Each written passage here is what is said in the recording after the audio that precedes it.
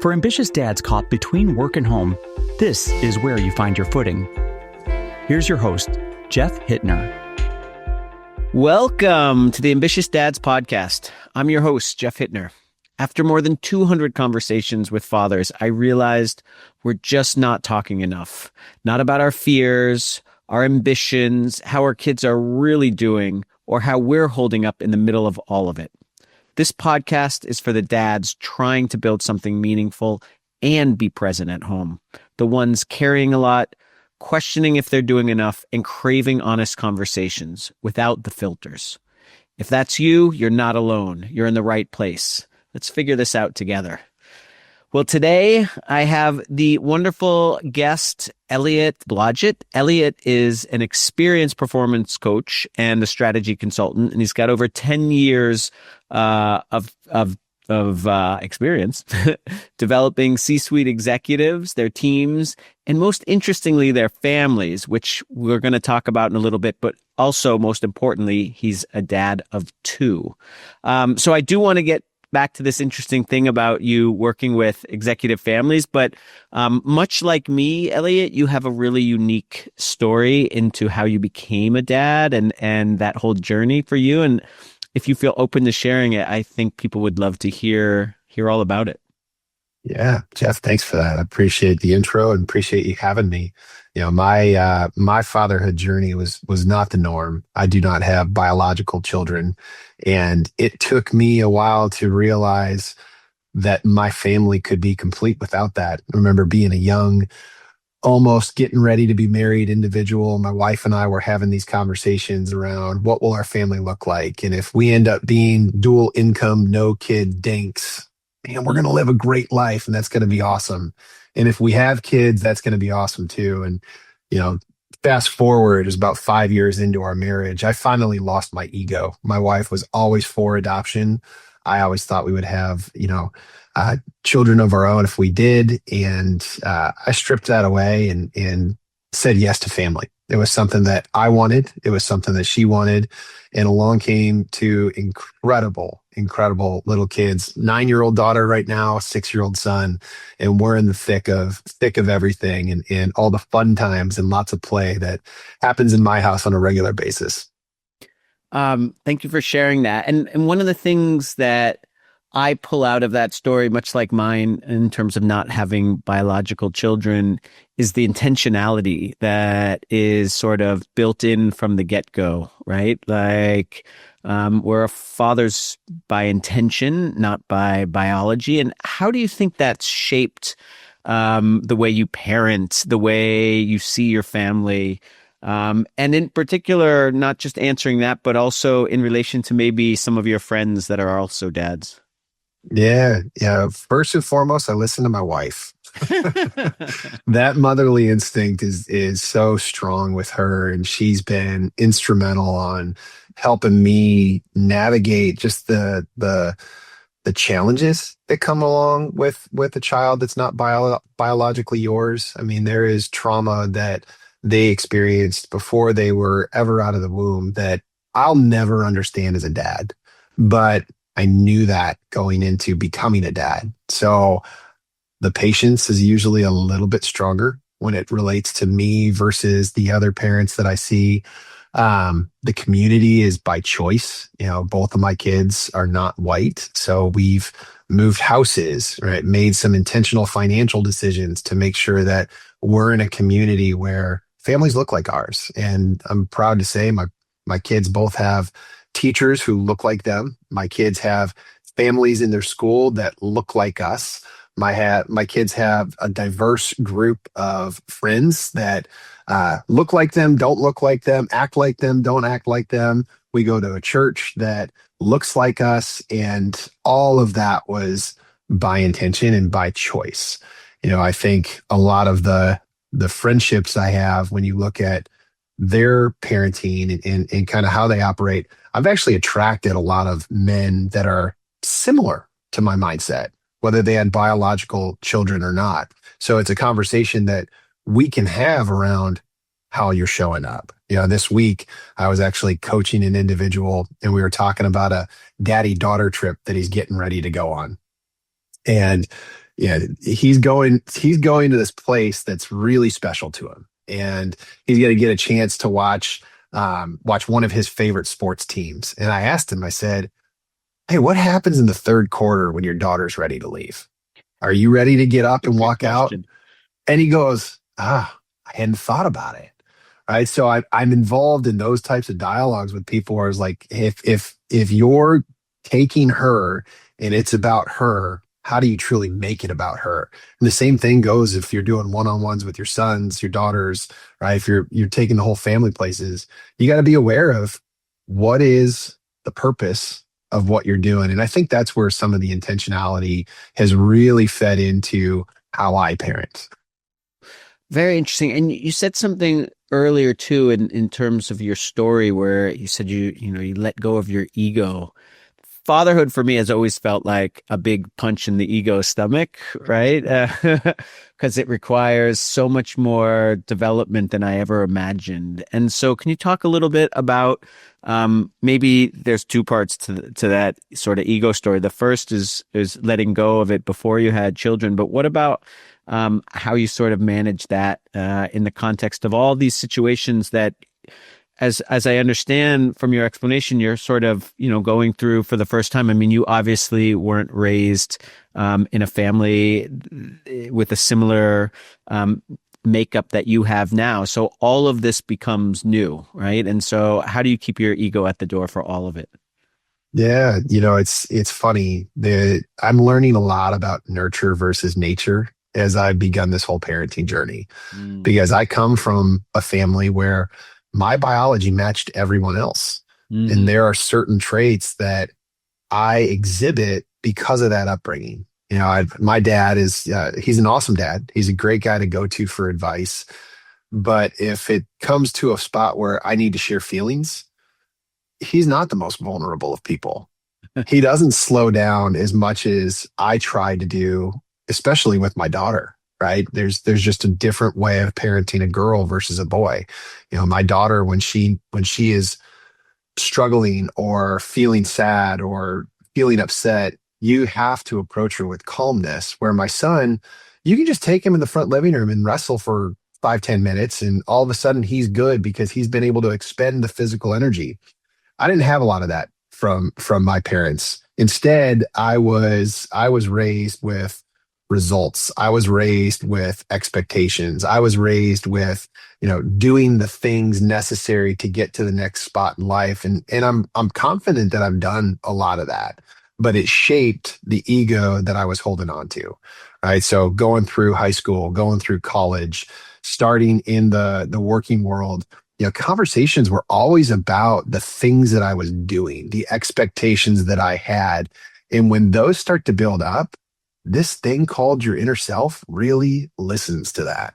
I've got a great friend who's also a coach, and they oftentimes say something along the lines of, everything you say, you're always listening to yourself, whether it's internal or external. And there was a lot of internal dialogue going on. There was a lot of noise around what should be and what the picturesque, life should look like. And I had to remove that. I had to move through that. And I had the blessing. I know this is something you wanted to go to eventually. I had the blessing of being able to start working with dads and their kids before I had kids. I got to peek in the window, much like you're out there interviewing over 200 dads. I got to do the same thing in these group settings where fathers would bring their daughters to an event that I run. Fathers would bring their sons to an event that I run. And I got to see the good. I got to see the great. I got to see the bad, and I got to see the ugly. And it really started to shape, how do I want to show up? What are the things that I want to do so that when I do have kids, I can be a different dad from the start? Where a lot of dads, if you think about your firstborn, you get to about 5-6 years in, and that's where the real first connection point comes for some, right? For some, it's even further than that. Those first couple years, if especially with biology, right? If you have a biological child, the mother is doing so much of the caring. Oh, with adoption, I was up at 2 a.m. I had the bottle. There was no one breastfeeding. It was both of us kind of moving through that journey. And some of my favorite times were just staring into my kids' eyes as they took their bottle at 2 o'clock in the morning, right? Or 3 o'clock in the morning, or whenever it was. And that whole journey, when I look back at how I was raised in the persona of self that I thought that I needed to be versus how I began that parenting journey, that ego is really kind of disappearing because it wasn't about me anymore. It was about something so much bigger. It was about my wife and caring for her. It was about my kids and caring for them. And there's still elements of ego that pop in, right? It's still something that I think we as humans will always deal with, but it's been stripped back so much and it's become so much more raw that the connection level to my kids is much different. That's beautiful. Thank you for sharing that. What I also heard in what you were explaining, particularly about your upbringing, kind of results oriented and driven, and when we're talking about that, we're also talking about kind of the definition of success that we have woven into us from a young age. So when you think about how you define success now, both for yourself, but also for your kids, how are you laying that out perhaps differently? My assumption is differently than you were sort of raised from that perspective. Yeah, well, I'll just come straight out and say it. The definition of success was clearly delineated for me. It was, I remember in high school, my grandmother once told me, you're our last hope at becoming a National Merit Scholar. I remember my freshman year of college, my dad telling me, you got 4 years and you better be out of here. And all of those things led to a very confused young adult. It didn't take me 4 years to graduate college. It took me 10, right? Because I got 3.5 years in studying what I thought was my future career, biology, right? Physics, natural science, on this path for what I assumed was going to be med school. And I hated it, but I was doing it and I did it too long because I thought that's what I was supposed to do. When I became an RA in college is when I really realized I like this human interaction thing. I need to be around people. I need to be around groups. I need to be in a position where I can develop others. So I got 3.5 years through with school. I walked at graduation and then I walked away and I went into the working world and I spent time at a not-for-profit in Cincinnati, Ohio called Camp Joy that serves at-risk inner city youth, that serves medically fragile youth, that serves the 6th, 7th, 8th graders out there coming to learn about the natural world. And it also serves adults in what they do as far as how they become teams and how they lead. And I got exposed to all of that and found for me what became my passion, what became an unlocking of self. And as I went down that journey, the definition for success changed. I still wanted to go out there and, make an income that could support the dreams and things that I wanted to do. But I didn't have to be that doctor. I didn't have to worry about the fact that I hadn't finished school. And instead, I ended up going back, working full time and finished my degree in a semester and picked up those final 21 credit hours. Right. And it was this culminating moment for me where I felt like my most authentic version of self. And it was very healing, that process of kind of going through and having that discovery. So on the other side of it, what does it look like? It looks very different in how I parent. I want my kids to do well. And I put resources towards the opportunities that make the most sense for them. My son, right now, I have no idea if he'll be an athlete, right? He's 6 years old. He's still learning his body, but he loves being out there. He's playing on a soccer team and I'm pretty sure it's like community social hour for him. Well, if that's what he wants right now, that's what I'm going to invest in. We tried baseball. He's out there. He can throw a ball. He can hit a ball. He was picking up the game and understanding it. He came to me recently. He's like, Dad, I don't want to play baseball anymore. I'm like, really? And I could be so disappointed in that. Right? I've been to every major league ballpark across the stadiums. I've been to all of them. I didn't play baseball, but I love the game. And I could be so disappointed. I'm like, all right, buddy, that's cool. Like you tried it. And that's something that we're trying to institute in our kids. So we're bringing experiences to them. We're bringing new things to them. My daughter's done guitar. My daughter's done piano. My son's done soccer. My daughter does soccer. We're starting basketball. We got a little play school hoop in the basement that they're jamming on. They just learned the game of horse this morning, right? It's this. How do you incorporate fun in play, especially in these foundational years where they're still learning about themselves? And we've seen that for those things like athletics. We've seen it in academics where, they're showing up and they're both great students. I mean, we are very blessed with the intelligence that our kids have, but each one of them likes different things. My son loves math. My daughter loves reading. This morning, I had to do 16 times 16 while he was eating breakfast because he was curious. And you're like, oh man, Yeah. that's a tough one. I had to like break it out. I'm like, 256, man. He's like, oh, okay, got it. But he studies those things on a regular, and my daughter's buried in a Kindle, right? And she's reading her novels and reading her stories. So we're giving them those types of tools to be able to go about that. And then I take it on a whole nother level with like what they eat. My kids are not the chicken nugget mac and cheese kids. We got the chance to go to London this past Thanksgiving, and we're trying to take them to different cultures and see different things. We're aiming for Spain this next Thanksgiving, so hopefully I can come knocking on your door in Valencia. But when we were in London, we go out to dinner. My daughter's gluten free, so she's got a limited menu that she can typically select from. And we went to this restaurant, beautiful restaurant, and they had truffle risotto. She's 9 years old, and she had truffle risotto. And I'm like, there's some adults that I know would take that and be like, oh, I don't know if I like that. Man, she could have had 2 servings. We could have gone back to that restaurant and had more. So they're experiencing new things. And that's the rule. Try it.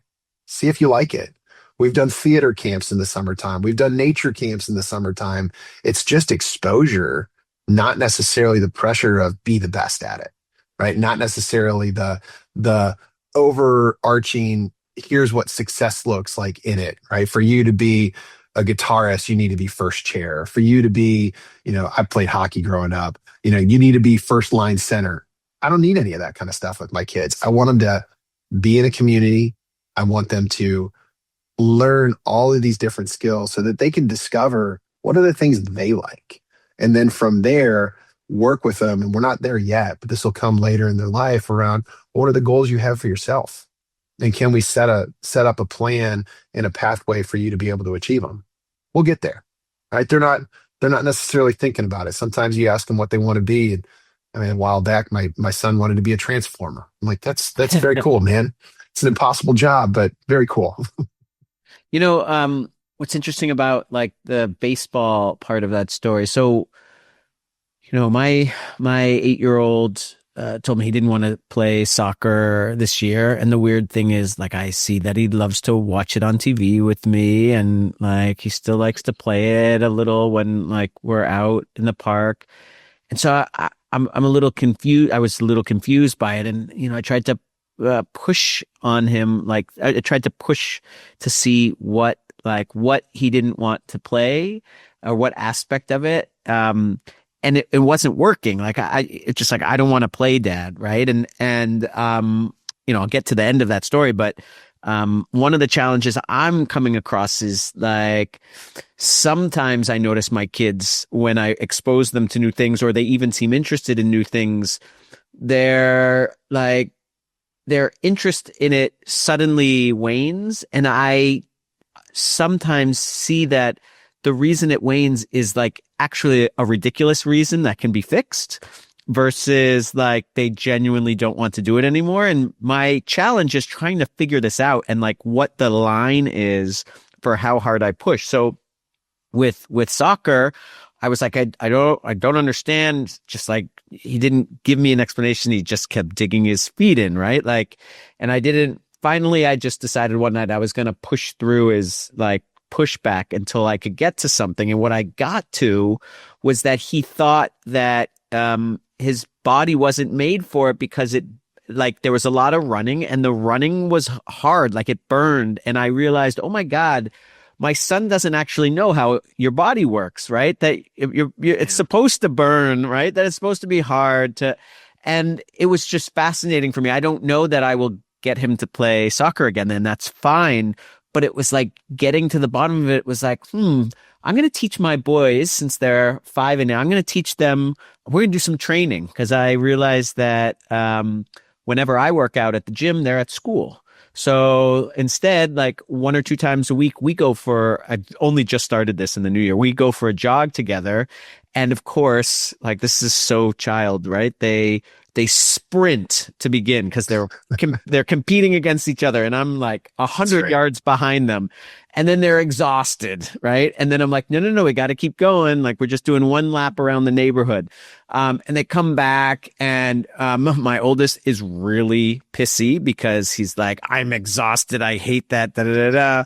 My youngest was kind of enjoyed it, right? So it was more natural to accept that feeling.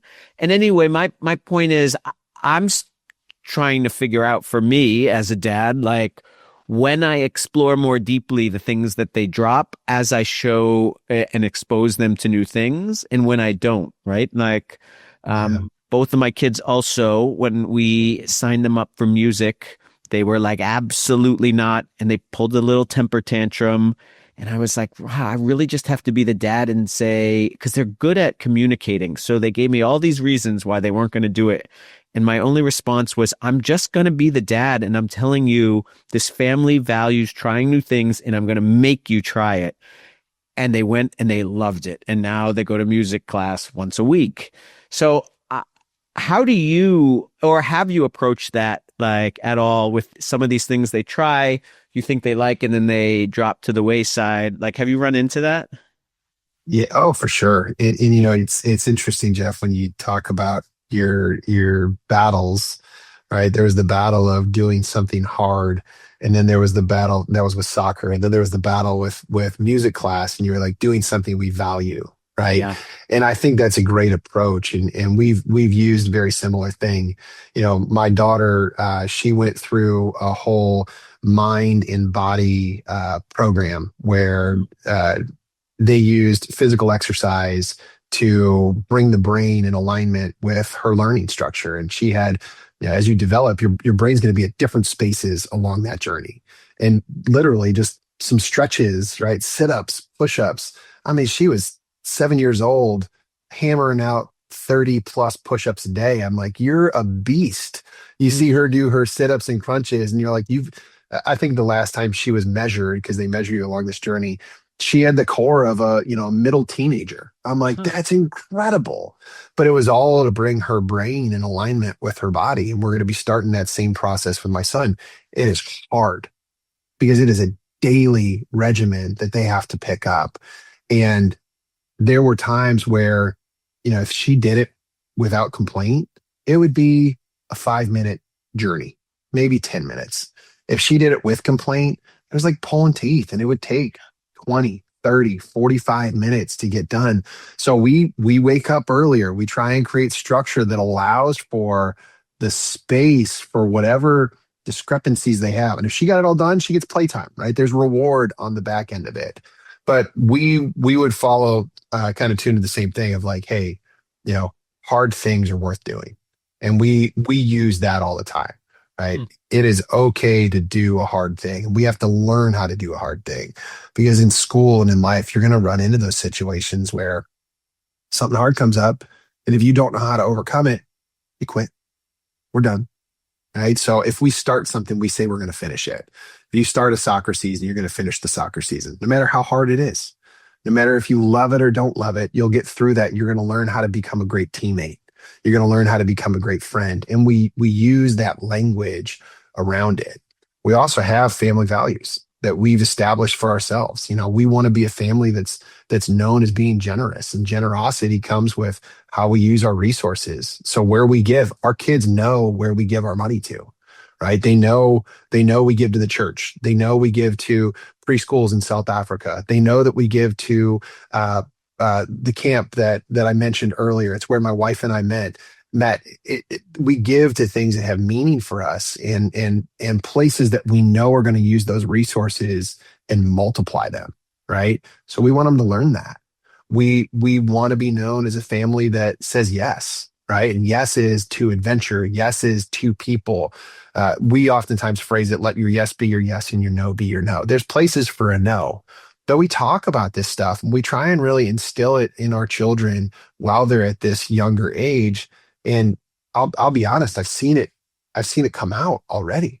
I've watched them do hard things. I've watched them work with their teammates who are, you know, their quads are burning because they've been running laps, right? Or they're frustrated because they got a penalty, in the game, and they don't understand. I've watched them pull those kids aside and go, "Hey, it's okay." It was a really beautiful story where they embraced it. They were probably 5 and 3. We went to Phoenix for spring break, and we went to Phoenix for a couple of reasons. One, new state, new experience. Two, Southwest. It's where my wife's family is from. And three, I needed to get the Arizona Diamondbacks baseball stadium off my list. Mm-hmm. So we're doing all these things. We went to the Grand Canyon. We spent time in Sedona. It was a lovely trip. We went for hikes every day, got to experience national parks. But we were at the Arizona Diamondbacks game. And I have a rule when I go to baseball stadiums that everybody knows. And as long as there's a no hitter going on, I sit in the seats that I buy. But as soon as that no hitter is done, we walk around and we explore the place that we're in. That's Has part of this the happened fun. that many times? Trust. I'm usually out of my seat by the third inning. Usually the no hitter is gone, but I don't want to miss it. That's one of those things. If I'm ever there for a no hitter, I want to see it. It's never happened. I've never experienced it. So it's third inning. No hitter's gone. Both pitchers have lost their battle. Typical. And there's this playground area up in the top, like left field corner. And I'm like, you know what? That would be really fun to take my young kids to. When we get up there, Jeff, it is pure chaos. There is like an attendant that opens up a rope and lets 20 kids into this playground at a time, and then closes the rope, and the kids just go crazy, and they're everywhere, and they're running and sprinting, and they're down slides, and they're doing what kids do as, 5-year-olds and 3-year-olds will. They're having fun, but they don't know how hard they play. So some of them go a little too hard. And there was this little girl and this little boy who ended up colliding. They were brother and sister. I found this out later, but this kid is like sitting on the floor crying, hurt. And my 5 and 3-year-olds go over and check on him. Total stranger. Right? Hey, are you okay? They had the empathy because of how they've been nurtured and the values that we've set up in our home that I got to watch be on full display. And I got to see it come to fruition. Eventually, this kid's mom came over and thanked us. They're like, "Man, your kids are all," and like, it's what a gift to have a compliment like that. That's where we've done it well. We don't always do it well. Trust me, I lose my temper. I lose my patience. There was a moment the other night, I slammed my hand on a table and told them all to just stop. Right? I am as normal of a parent as can be. But when we come back to that intentionality that you talked about at the very beginning, I've been on a different journey because of how my family was created and what I want to see the outcome be. I'm thinking about them at 21. I'm thinking about them at 35. I'm praying for their spouses, right? I'm praying for their children. I want that to be cemented into their lives and for them to know what power they have in this world, for them to know what opportunities they have in this world and how they can influence others around them, because ultimately that's going to make our society a better place as well. For sure. When you talk about your family values or any of the values that you've mentioned, is there an explicit way that you share that with them? Like, is there something hanging in the house, or is there a poster, or is it just through like repetitive sort of conversations and connection on the topics? We have a song. I had a song created. Yeah. Are you going to sing it for me? I have long. I have not. I had a very good musician friend. I was like, "Hey, would you create this for us? What would it cost?" He's like, "I don't know, a bottle of bourbon." It was like best trade of my life. But our family value song is something that we play on a regular basis in our house, so they get to hear those Amazing. things. Yeah, yeah. Amazing. All right. Now that is something I have not heard. I am so glad that you brought, and you're going to have to send this to me at least offline. I will, 'Cause sure, man, for sure. interesting. It's a beautiful song, and each kid have their own song as well. When my kids were born, we had another musician create a song for them, and it's so funny watching those things come to fruition. My daughter's song is this upbeat, like bubbly little song, and she turned into this very upbeat, like very bubbly young lady. My son's was a little bit more slower paced, and the musician did both of them. It was super cool. She brought elements of my daughter's song into my son's song, so you can hear a rhythm that goes along with it. Um, but we used to call my son Velcro, and we did that because he was always attached to my wife. And this song kind of plays off of that. So they get those songs sometimes when they're going to bed. And then I had my other musician friend create this family song in order to go, hey, we did this when they were babies. Why can't we do this for them now that they can hear about our family values? And those family values are things that we had created. My wife and I kind of tooled them.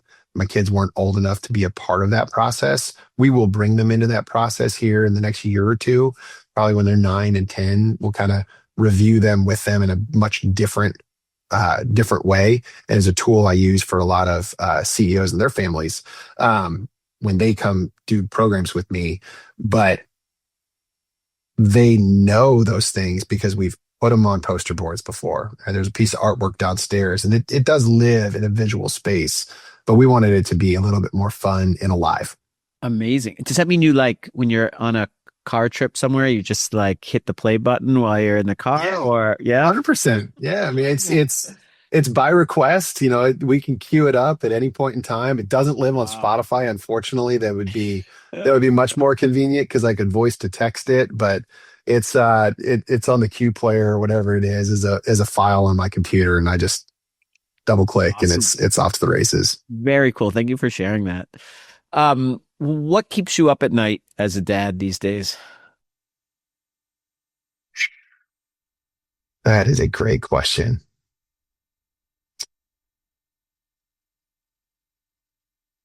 Man, how deep do I go? So I mentioned earlier, my family being built out of adoption is unique, and I have challenges that I didn't think I would have as a dad because of that. So both my kids are African American, and being black, especially in today's society, is one of those things I am very aware of and cautious of. My kids will not grow up the same way that I grew up, oblivious to the world around them. And that world around them continues to change and shift and become divided. And I worry about that. That's something outside of my control that I'm paying attention to. And I'm trying to have age appropriate conversations with them about when their curiosity picks something up.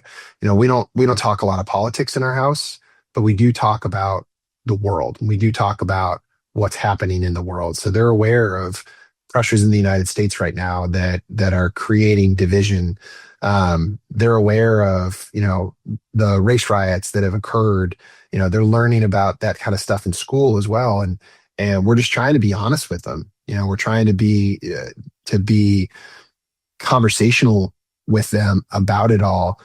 But it's the one thing out of my control that someday I pray that never occurs, that they never have to experience. But I unfortunately know they will. And I'm going to be there for them the day that it occurs. And I've got an army of people around me that don't look like me that'll be there for them as well. And go back to the intentionality. I've been very intentional about the friendships I have and the diversity in my life, not just from viewpoints and religion, but also skin color and upbringings, right? It's why we go to different countries to experience. We've been to Italy, we've been to France, we've been to London, coming to Spain, been to multiple states across the US, and they're 9 and 6 years old. And we're fortunate to be able to have done that. But I want them to see those things so that when they do occur, they have a different perspective on it, so that the reaction is one that keeps them safe. But it definitely keeps me up at night.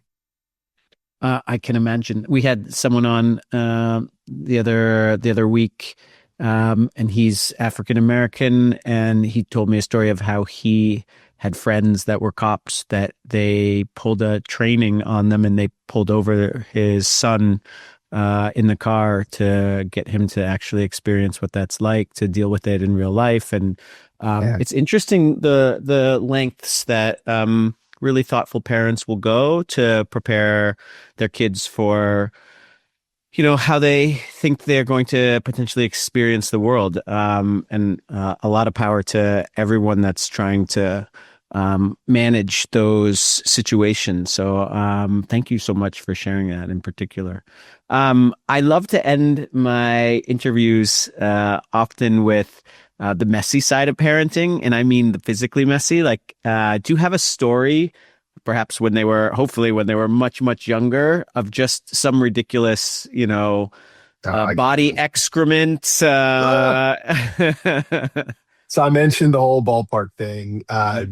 As I got to my last 4 ballparks, I saved, I didn't save necessarily the ballparks, but I saved the experiences. So my daughter was old enough to travel with me down to Houston. My son's was that Arizona trip. He was not old enough to travel with just me. So we brought the whole family and made it a family trip. My last ballpark was Pittsburgh, which is not too far away from Cincinnati. And I had probably 25 friends show up for it. So I was very intentional with how I came down in the last few.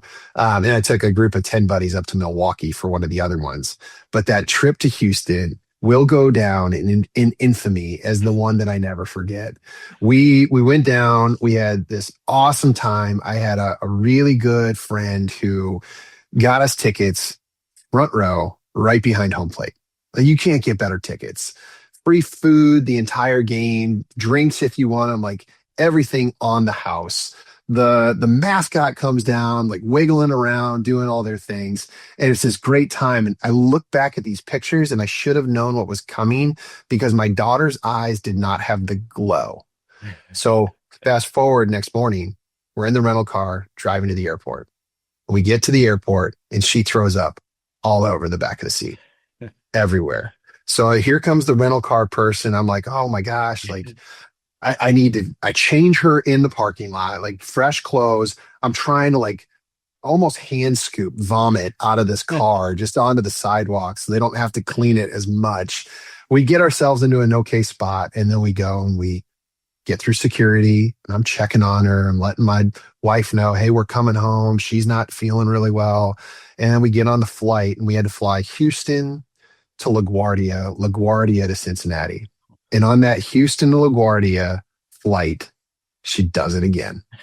Only this time, what am I to do? Like, I am now stuck in this mess, right? I remember trying to catch vomit in my hand. Like that's going to do anything. But that's my reaction. I'm like, I'll just catch it all. And I stand up, I bump the light, right, to get the flight attendants help. And they bring me like 3 napkins. I'm like, that's not going to work. I need bags. I need more napkins. I pulling shirts out of places. I get her all situated. I get all, again, dress her fully. We get a bag for any future potential issues. And we get to LaGuardia and I'm like, I am cold, right? Because I've now flown without my shirt basically on and she's got it on and it's oversized and she doesn't feel well. So we buy a sweatshirt in LaGuardia's airport that says, I love New York, which was only like $20, by the way. It was practically free when you think about it. And we made the rest of the trip home and she ended up being okay. But she's had some fun puke moments in our life, but that one takes the cake because it was just her and I alone on an airplane. I love it. Thank you for sharing that. Well, look, Elliot, this has been absolutely wonderful. You had so many great insights, and thank you so much for sharing all that you have and being the intentional dad that you are. Yeah, thanks for having me. You bet. Thanks for tuning in to this episode of the Ambitious Dads Podcast. If you enjoyed this conversation and want more insights on balancing ambition and fatherhood, make sure to hit that like button, Subscribe to the channel and turn on the notification bell so you never miss an upcoming episode. Check out the links in the description for our newsletter and more resources to help you live intentionally as a dad. See you in the next episode.